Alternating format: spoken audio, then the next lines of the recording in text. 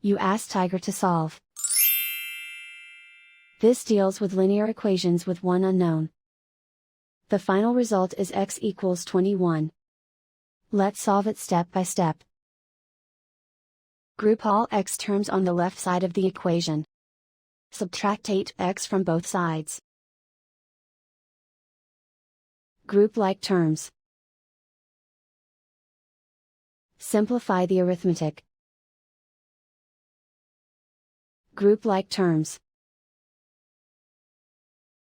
Simplify the arithmetic. Group all constants on the right side of the equation. Add 32 to both sides. Simplify the arithmetic.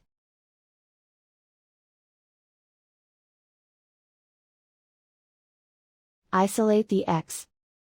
Divide both sides by 3. Simplify the fraction. Find the greatest common factor of the numerator and denominator. Factor out and cancel the greatest common factor.